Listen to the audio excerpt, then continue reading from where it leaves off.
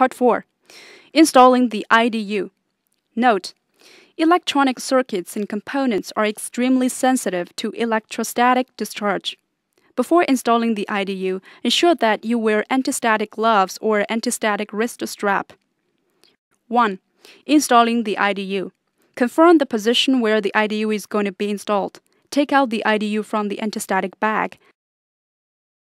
Check if the name and code of the IDU are the same as those identified on the packing box. Check if the IDU is intact. To facilitate the installation, you can first install the protection grounding cable to the IDU. Pay attention that the cable should be installed in the same direction as the later cabling direction. Then, secure the screws. Fit the IDU in the expected position of the cabinet and fix the IDU by securing the screws. Note that the IDU must be horizontally installed in the cabinet.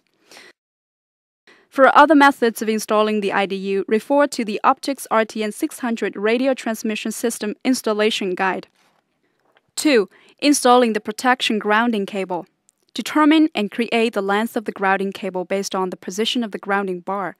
Based on the type of the OT terminal, strip a certain length of the insulating layer off the grounding cable and expose the conductor. Cover conductor with the OT terminal.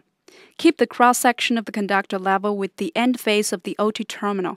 Use crimping pliers to compress the terminal to ensure a reliable connection. Finally, properly fasten the protection grounding cable to the grounding bar and tighten the nut. 3. Installing the power cable. The nominal power voltage of the Optics RTN 600 product is -48 voltage or -60 voltage DC. The voltage of the working power ranges from -57.6 voltage to -38.4 voltage or -72 voltage to -48 voltage. When the IDU 600 is fully configured, the nominal current is 4 ampere. When the IDU 620 is fully configured, the nominal current is 8 ampere. Precautions for installing the power cable are as follows. 1. Do not install or remove the power cable with the power on. Before installing or removing the power cable, turn off the power to prevent body injury or equipment damage. 2. Check the DC power distribution box and confirm the cable connections. The blue cable connects to the -48 voltage power, and the black cable connects to the power ground.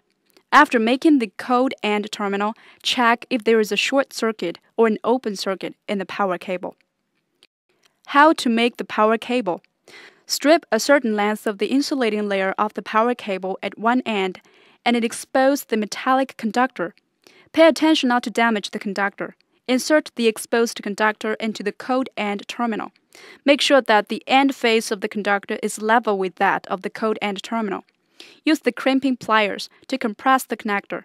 Then insert the finished power cable vertically into the socket of the air circuit breaker and tighten the connector clockwise. To ensure large area electric contact and a highly reliable connection, gently pull the cable to ensure it is not loose. Following the same method of making and connecting the protection grounding cable, make the power grounding cable and fix the OT terminal to the grounding bar of the power cabinet.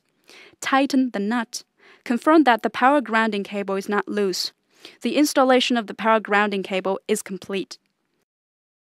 Check if there is a short circuit or an open circuit in the power cable.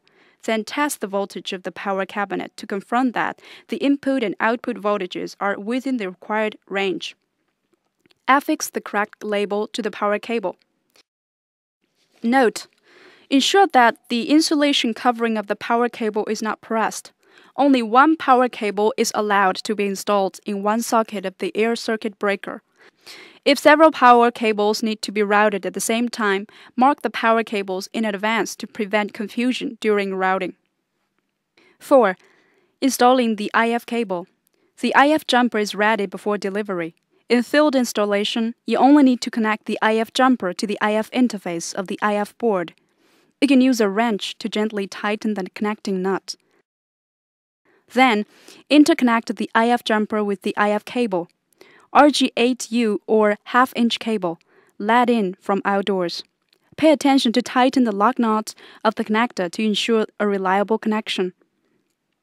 Route and fix the grounding cable, power cable, and IF jumper to the cabinet and the cabling rack. Ensure that the two ends of the grounding cable, power cable, and IF jumper are not fixed too tightly to facilitate future maintenance. Affix correct labels to the power cable, grounding cable, and IF jumper after the installation is complete.